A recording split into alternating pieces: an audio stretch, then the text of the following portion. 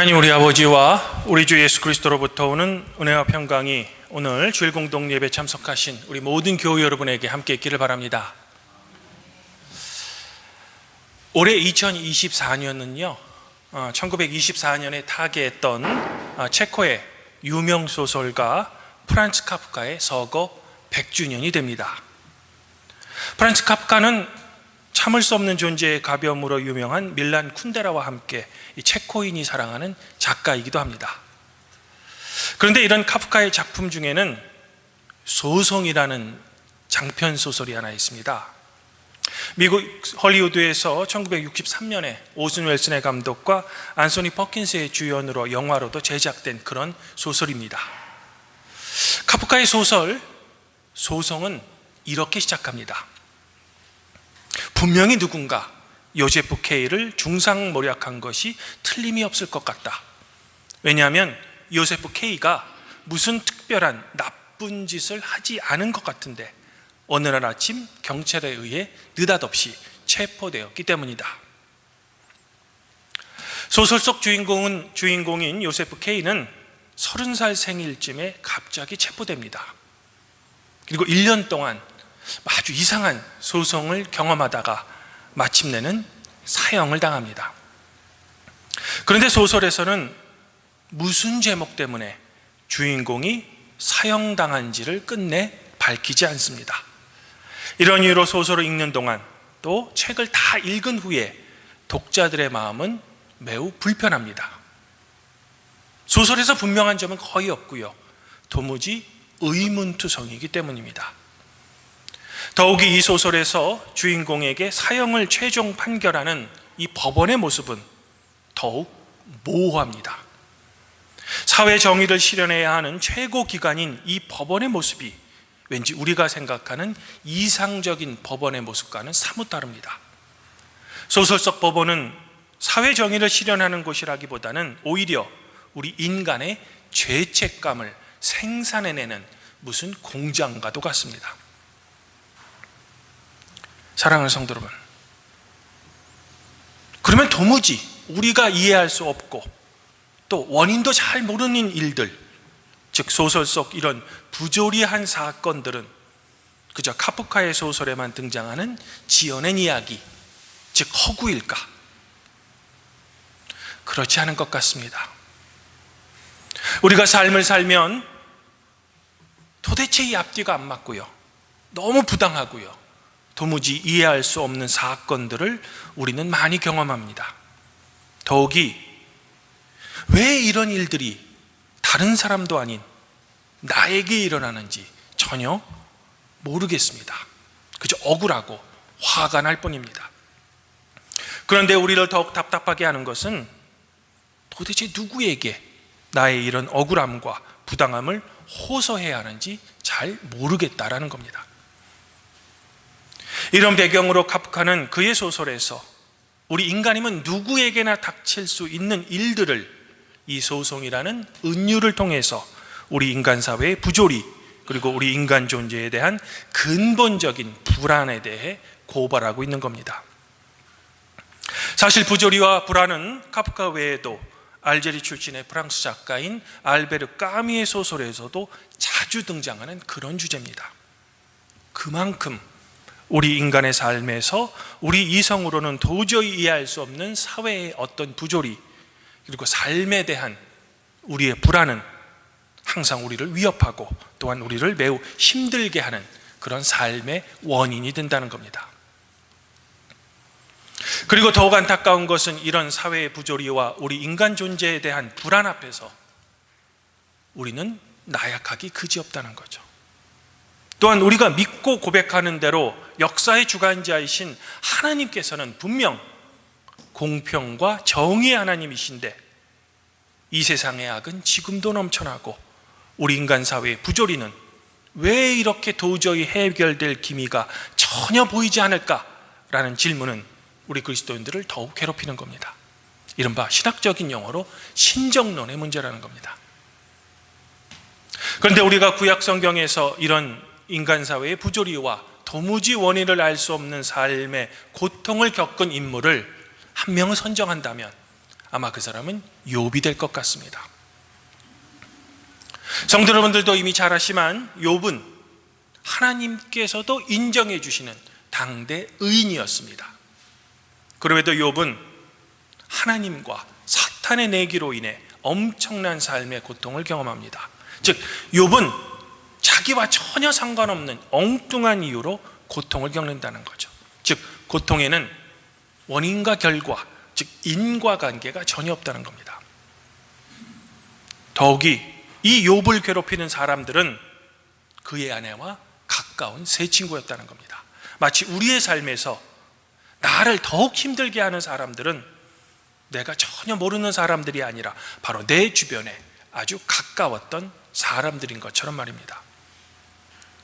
욥의 새 친구는 욥에게 알지 못하는 죄를 고백하라 라고 윽박지릅니다. 이에 욥은 자신을 변호하지만 별 소용이 없습니다. 이에 너무나도 답답해진 욥은 이제 제발 하나님께서 나타나셔서 나의 무죄를 이 친구들 앞에서 변증해 주십시오 라고 하나님께 간절히 요청하고 있는 겁니다. 이런 이유로 카프카의 소설 주인공 요세프 K의 모습은 욥과 많이 닮아 있죠. 그런데 카프카의 소설 주인공인 요세프 K와는 다르게 하나님께서는 이 욥의 요청을 들으셨는지 오늘 욥기 38장에 갑자기 등장하십니다. 그런데 하나님께서는 욥이 요청하는 대로 욥 친구들 앞에서 욥을 변호하기는커녕 도저히 대답할 수 없는 엄청난 질문들을 욥에게 퍼부으십니다.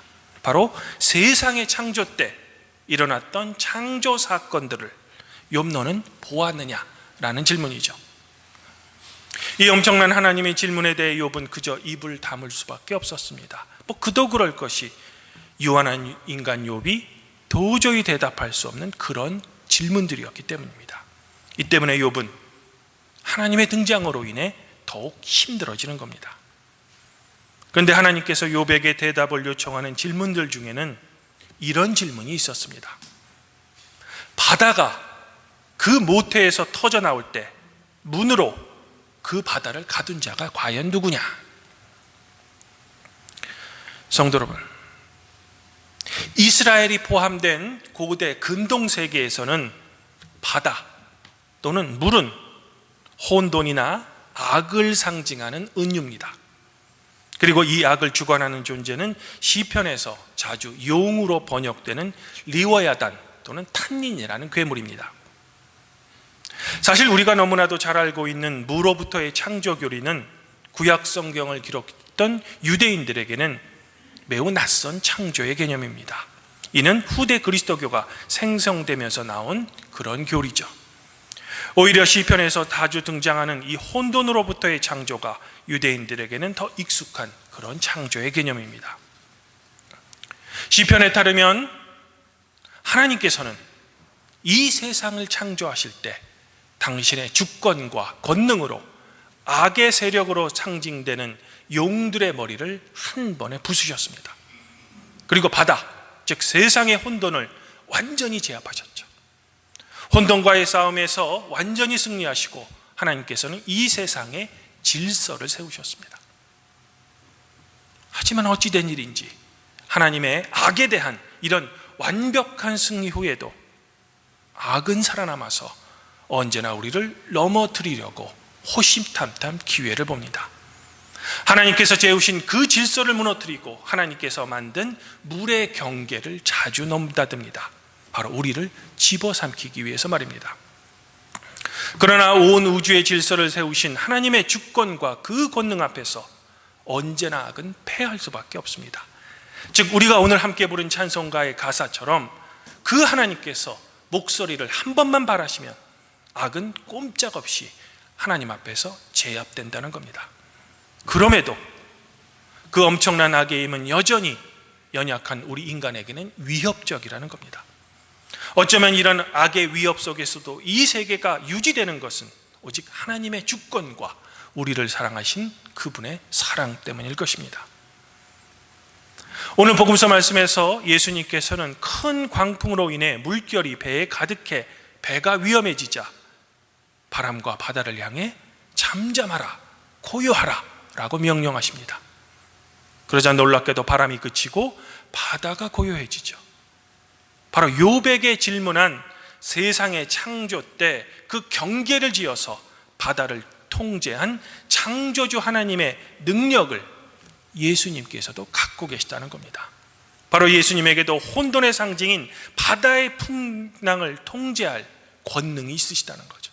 그리고 이런 능력이 있는 예수님이야말로 바로 하나님 당신 자신임을 제자들에게 극적으로 나타내는 사건들이라는 겁니다.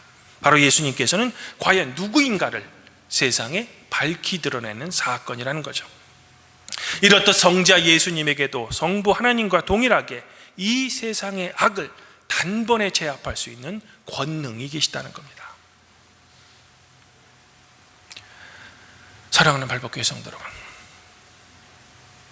우리가 인생을 살다 보면 도무지 전혀 이해할 수 없고요, 또한 너무 부조리한 일들을 우리는 너무 많이 경험합니다. 그리고 그럴 때면 우리는 가족들과 친구들에게 나의 고난과 고통을 호소합니다. 그리고 필요하다면 의사나 심리치료사의 도움을 받아 우리의 상처받은 몸과 마음이 회복되기를 소망합니다. 그러나 왠지 우리 마음속 깊은 곳에 숨겨있는 불안과 분노가 완전히 치료되지는 않습니다. 그래서인지 현대인들은 매우 화가 나 있고 이른바 화병이 많습니다. 그리고 이런 경험들이 어떤 시기에 강하게 우리의 뇌를 타격하면 우리는 외상후 스트레스 장애라는 그런 질병을 겪기도 합니다. 우리 시대의 청소년들도 자기들의 우울한 미래 때문에 이런 화가 많이 나 있는지도 모르겠습니다. 그러면 도대체 우리는 누구에게 이런 나의 분노와 불안을 호소해야만 할까? 즉 우리 삶의 편안한 안식처를 우리는 도대체 어디에서 찾을 수 있단 말입니까? 주님 안에서 한 형제자매인 발복교회 성도 여러분, 오늘 시편 기자는 악을 상징하는 물이 성도 여러분들을 휩쓸며 여러분의 영혼을 삼킬 것 같은 그 큰 위험으로부터 여전히 성도 여러분들을 지키시는 여호와 하나님을 이렇게 노래하고 있는 겁니다. 우리의 도움은 천지를 지으신 여호와의 이름 위에 있도다. 그렇습니다. 우리 그리스도인들의 유일한 안식처이며 우리의 도움의 근원은 바로 오늘 시인이 노래하는 것처럼 오직 여호와밖에 없죠. 그리고 우리를 진정으로 위로할 수 있는 분은 우리를 위해 십자가에 돌아가신 사랑 그 자체이신 예수 그리스도밖에 없는 겁니다. 왜냐하면 성부 하나님께서는 악의 상징인 리와야단의 머리를 당신의 권능의 힘으로 단 한 번 제압하실 수 있는 위대한 창조주 하나님이시기 때문이죠.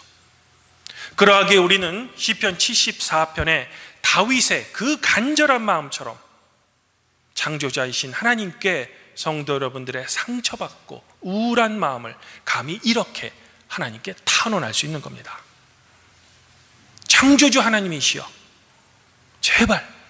제발 일어나셔서 주의 원통함을 부시고 우매한 자가 종일 주를 비방하는 것을 기억해 주시옵소서. 주의 대적들의 소리를 잊지 말아 주시옵소서. 창조 때 보여주신 하나님의 놀라운 권능을 그저 과거가 아닌 바로 지금 현대를 사는 우리에게도 보여주셔서 우리를 괴롭히는 이 세상의 거대한 악과 부조리와 불안을 해결해 달라는 우리 성도들의 간절한 탄원이 되는 겁니다.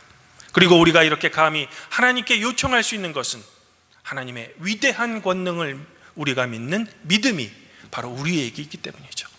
또한 성자 예수님께도 우리의 삶의 고통을 호소하고 견딜 수 없을 만큼 너무나도 가벼운 우리 주변의 악에 대한 심판을 우리가 간곡히 요청할 수 있는 것은 풍랑을 단 한 번에 잠잠하게 할 수 있는 예수 그리스도의 능력을 믿는 우리의 믿음 때문일 겁니다. 그리고 이것이 이 힘든 세상 속에서도 우리를 여전히 살게 하는 우리 삶의 원동력이 될 겁니다.